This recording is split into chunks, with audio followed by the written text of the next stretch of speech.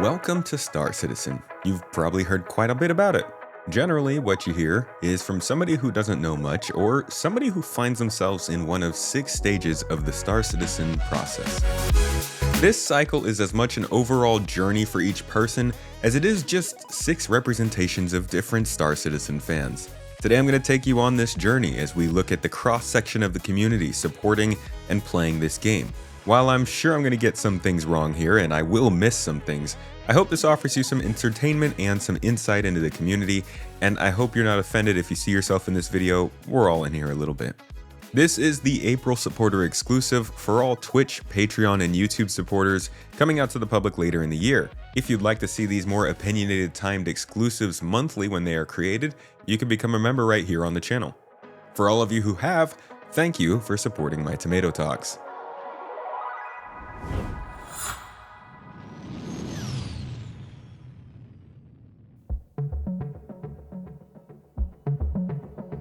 The first stage of Star Citizen for many is generally one of excitement, depending on your entry point. Ooh, a cool space game with spaceships. That spaceship reminds me of Alien. Oh, that spaceship looks like an X-Wing. Wow, shiny trailer. Yikes, that's expensive. I'll never buy that. And 10 years of development is a long time, but oh, wait, more ships. Shiny. Wow. The ships get a lot of attention in this game, but space games have also struggled with showing off over the years. Space isn't that interesting if it's not filled with things, and Star Citizen has managed to put a lot of pretty things in their space game. Clouds, planets, moons, other moons, and just generally nice things that are nice to look at, and they're all in 8K textures. It's a good looking game.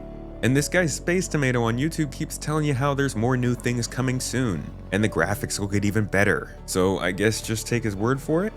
But Star Citizen is also more than just visuals. There's also this huge community that seems to be having so much fun, while also raging inside a little. And the project seems to get a lot of interest even though your friend told you it's a scam.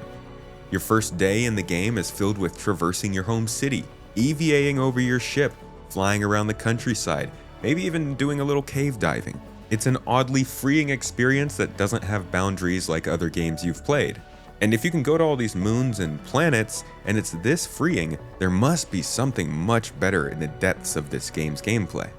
And it goes beyond gameplay. Sometimes you even get caught up in the dopamine rush of the development, checking out our Star Citizen every 3 hours on Reddit, reading every single leak that comes out every month, watching all the YouTube videos you can find, and then checking our Star Citizen again.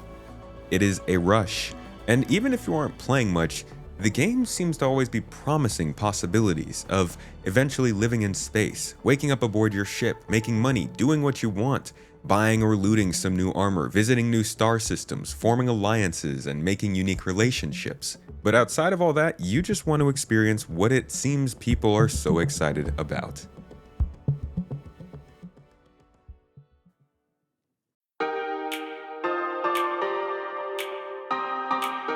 And so now we're into it. The supply is thick. Inside Star Citizen is a regular vibe. Space Tomato Monday streams are all the rage.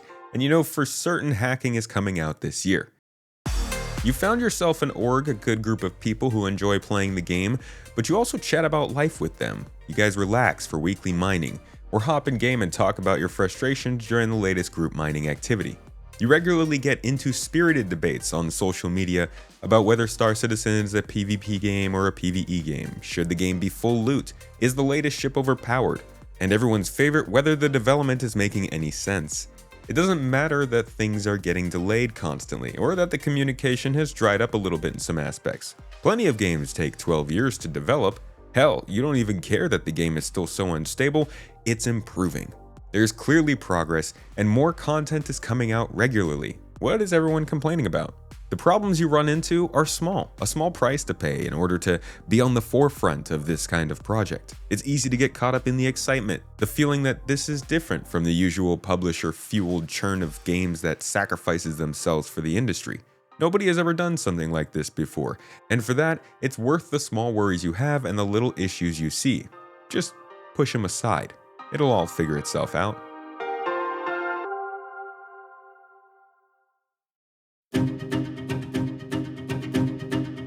At the time of writing this video in April 2025, I will acknowledge that the game is performing now better than it ever has, but this doesn't mean it's perfect. It's better, but it's got a long way to go. But anybody who started out in this game by this point is aware of the struggle that you settle into, not just with glitches and stability, but with the seemingly void game design considerations at times, broken game systems, the hyperbolic discussions and reactions, the absolute pitiful state of in-game chat, the constant apparent pivots in focus at the company, the feature delays, and this whole cycle that we're currently talking about.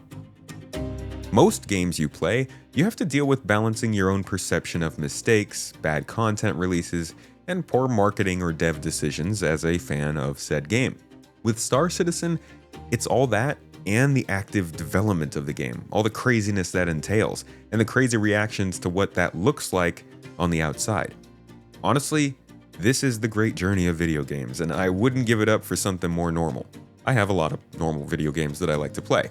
Star Citizen has its own special corner of abuse. But the struggle is there. You'll find yourself tired of watching the game and interested in logging into the game with that same excitement you were just feeling 3 hours ago, right before you decided to once again visit our Star Citizen and see that the new update is again broken. But you log in, you see that your friend is online, but you can't message them from the main menu, so you have to log in to find them. After waking up with another player in your hab for some reason, you make your way to the ship only to find it cracked in half, halfway through the hangar floor. You realize the UI for claiming that ship is going to take a few extra clicks to get working. Not a problem, you think. You wait 5 minutes to claim the ship from insurance. Wait, what insurance? And then you fly out to the nearby moon to take a mission. It only takes you 5 minutes of searching online to figure out why your quantum travel's not taking you to that moon, but you eventually got there. And on your mission, you killed 9 out of 10 NPCs, but the last one is glitched through the wall, so you can't accomplish the mission. And also, you got an injury because your gun decided to reload 8 times before it fired at that last guy, so you leave empty-handed and worse off. You finally did get to meet your friend though, and you guys have a good time for about an hour running some missions and taking part in the current narrative event before you glitch through the ground, losing all your loot and rage quitting for the night. The problems are starting to grind at you. These things existed back when you first started. Why are they still here? This game has been in development for 14 years and it's raised $2 billion. Are they really going to be able to pull this off? You hop into Space Tomato's live stream chat to ask when is the game going to get better, and he tells you server meshing will fix everything. He's sounding a bit delusional.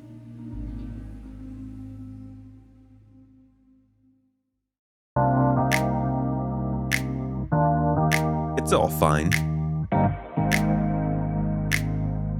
Things are good. You just saw that another part of the website got updated to almost be in line with the rest of it. And you now know the entire timeline of the UEE military from inception to current day in the lore. The important bits are really starting to come together. Yes, the gameplay is lagging behind, but the systems, the tools, the scaffolding is being built that will make the game possible. At this point, the lack of features is only potential for what they could be in the future. I could sit you down for a 5-hour road trip across my gauntlet of copium statements. Of all the stages of Star Citizen, this is the stickiest, because there's a lot of truth to it, but it's dangerous and something every person needs to keep in mind. As much as things can become something, they do need to continuously prove they can be something, that being an interesting game to play. Because at this point in the cycle, you're not really expecting things anymore, you're explaining them, defending their delays, and talking about how it's just game development. What's 16 years and $3 billion in development for the greatest piece of software to ever be created that will deliver us from Earth? These people just don't understand game development.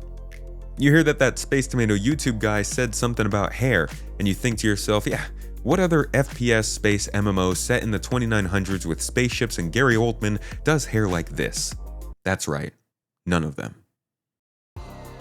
You might even find that you yourself don't play the game at this point. It's just more fun to follow along, or maybe even kind of an addiction, or maybe some Stockholm. You can't be bothered. It's still just a fascinating and groundbreaking project, so you can watch, argue on Reddit, jump into debates on Twitch, and continue in an intoxicating mashup of the honeymoon and the struggling phase. A little cope every once in a while is good for the soul, but some people never leave this stage, and that'll eventually catch up with you.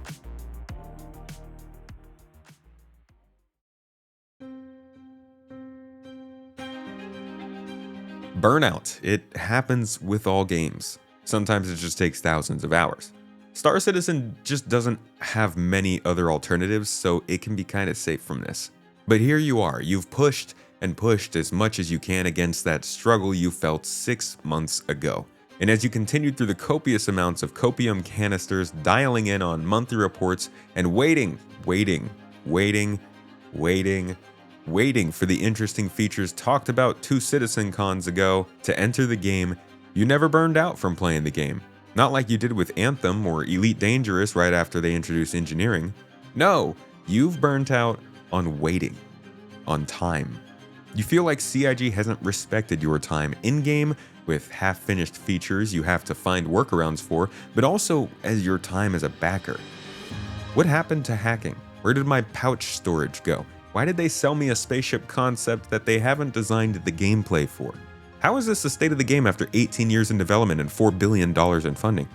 All those little problems you noticed when you first joined go so much deeper once you get truly into the depths of the discussion, the community, and the cycle of development. The project is amazing, but you have better things to do than find your ship ripped apart in your new hangar because it spawned inside of your previous ship, which spawned inside somebody else's previous ship, giving you a crime stat and ending your day going to prison for 6 hours. How is this game still in this state? What are all these people paying money for? CIG needs to fire their whole ship team and fix the bugs. For as many copium statements I can generate for you, there are many that come from this sense of disillusionment, disappointment, and a feeling of betrayal. Sometimes it leads people to join subreddits discussing the failures of Star Citizen and helping others with their refunds. For some, it culminates in providing a sense of anger, frustration, and bereavement to others in live stream chats and global chat within the actual game. Perusing Spectrum, checking on Reddit, hanging out in your favorite Discord. You see Space Tomato post something positive on Twitter and you whisper to yourself, "Oh, what a shill." Go and drop a comment on the video, even though you didn't watch it. There are plenty of folks in various stages of this stage itself, and I think just like the cope, this is also something that can stick. Some people never leave this stage in anything in life. And I'm sorry to you, honestly. Please find something that makes you happy. But I do think most of us feel some level of disillusionment to a project that has provided so many false starts, delays, overstated expectations, and easily avoidable headaches. It's the name of the game, as these things can't be perfect. And while things have taken a turn for the better since 4.0, nothing is guaranteed. For many, it has already taken too much time.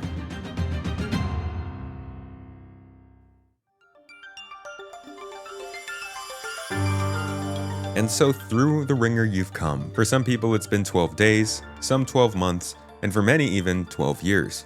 Some of you even started out on the Star Citizen journey with this mindset. Finally, some clarity.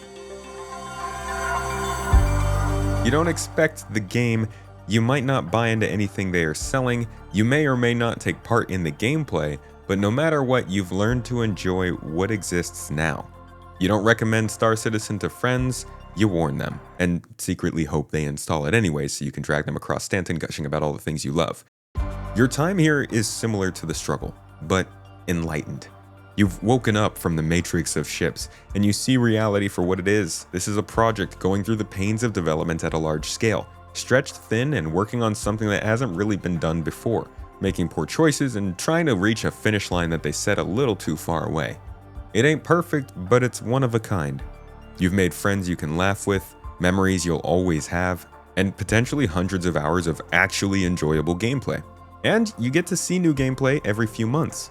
There's effort being put into the gameplay that you like, and after you removed your credit card from the website, you realize it's actually really affordable to enjoy the game if you have a way to make credits. And yeah, 20 years of development and $5 billion is a lot. They simply must be stopped. But it's also just a game, and clearly not like the day before, or Paradise, or whatever the latest scam is. They've just bitten off more than they can chew, trying to build several studios, a game engine, and 2 games. I genuinely think it's easy to approach this project with a modicum of reality.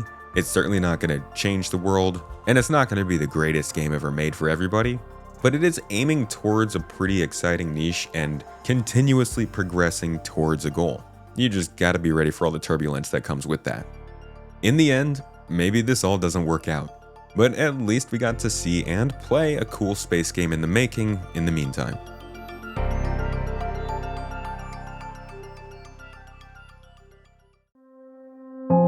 There are many off-ramps from this process, and as I said in the beginning, these are types of Star Citizens as much as they are just stages on the path. Many people remain at each stage, and many more take little bits of each one with us. I personally see a lot of myself in all of these, some more than others, but I think it's good to recognize that it's okay to have differing feelings about things over time. We all need a little more nuance and empathy in our everyday lives, and maybe the first part of that is acknowledging that we all feel a little different way about different things. If you do see yourself in this video, you aren't broken or naive, you're just into Star Citizen. If you watch any game in development, it's a lot like this for everybody in that community. It's just that most games don't take this long or share this much info, so it's not as much to talk about and obsess over. I do hope though that this video helped to quantify that Star Citizen process. I'm sure I missed some steps there, but maybe this can be a starting guide for you. As always, you can join as a member here on YouTube or over on Patreon to see these more opinionated videos from me every month. It's one of our perks of support here at Space Tomato Gaming. Thank you for watching until the end. I hope you learned something new in this one, and I'll catch you in the next.